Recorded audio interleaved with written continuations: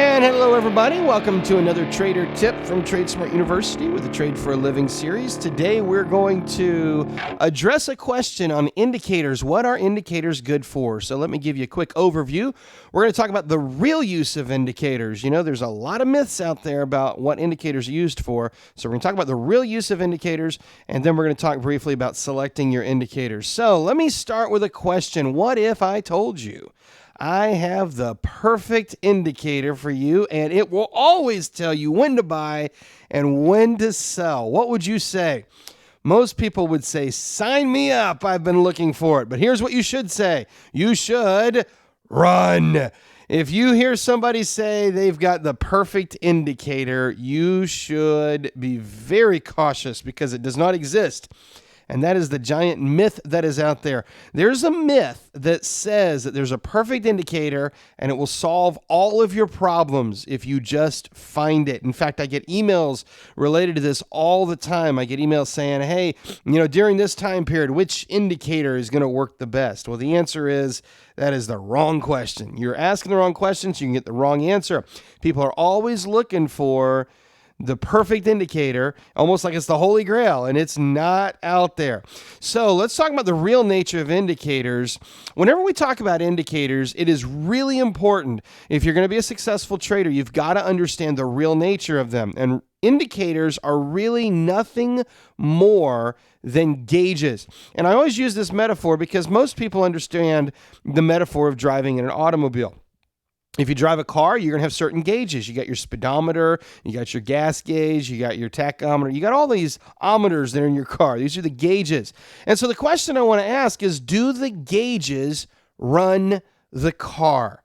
And of course, the answer is, well, no, gauges don't run the car. I mean, the engine's going to run just fine without your speedometer. Your engine's going to run just fine without your temperature gauge or your gas gauge or your RPM gauge. They're going to run just fine without them. In fact, we can answer the next question.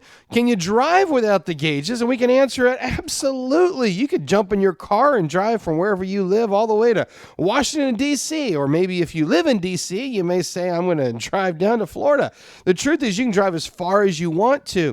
And when you think about your gauges, there's a lot of supplementals that you can use here. For example, could you drive across the country without your gas gauge? And the answer is absolutely.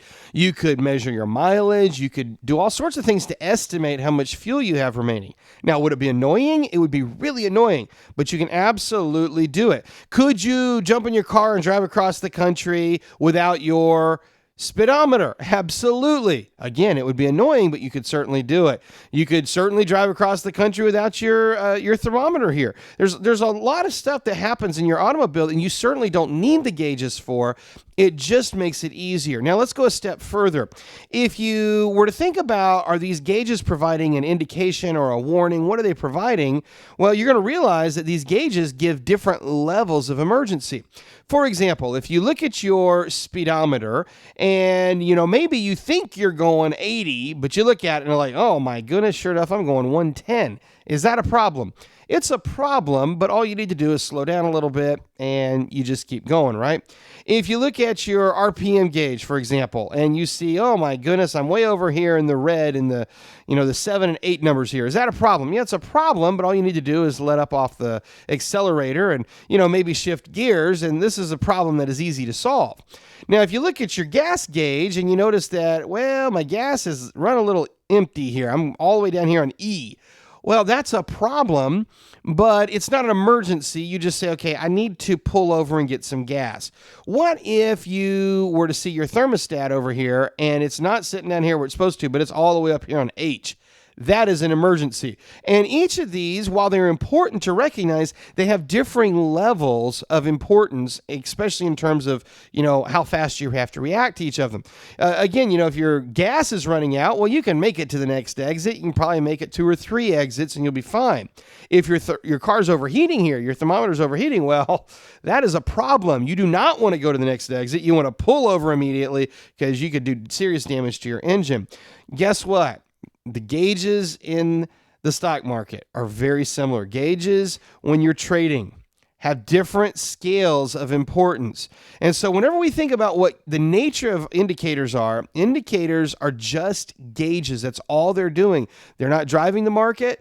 They're not making it happen. They're just simply measuring what's going on underneath. And so if we answer the question, what are indicators? Here's what they are. They are a reflection of the underlying price action. And because of that, they are not the most important piece of analysis. What so many people will give me pushback on when we start talking about indicators is they'll say, well, that's a lagging indicator. It doesn't tell you what's going to happen before the market happens. It tells you as it's happening. It's a lagging indicator. Well, of course it is. That's what indicators are. And the people that ask that question, I always know where they're coming from. They're looking for an indicator that's going to say buy now, sell now, and it's a forecasting indicator. And that's not what the nature of indicators are. Indicators are simply, by their nature, a reflection of the underlying price action of that stock or index that you're looking at. And because of that, they are not the most important piece of analysis.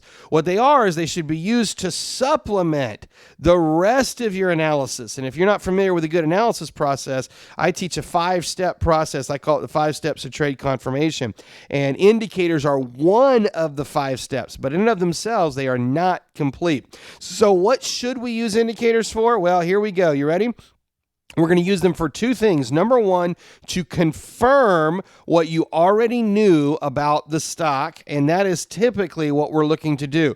More often than not, when we look at indicators, we are looking to get a signal of confirmation that, yes, the analysis I've already come up with, this was the right analysis and everything's a go. Or, here's what else could happen. You get an alert to something you did not see. And these are the 2 functions of your indicators. Write it down, mark it down, whatever you need to do. Confirm or alert. If you are giving your indicators any more weight in your analysis process than this right here, then you're giving them too much importance. And if you don't get that, kind of balanced out, one day it will come back to hurt you.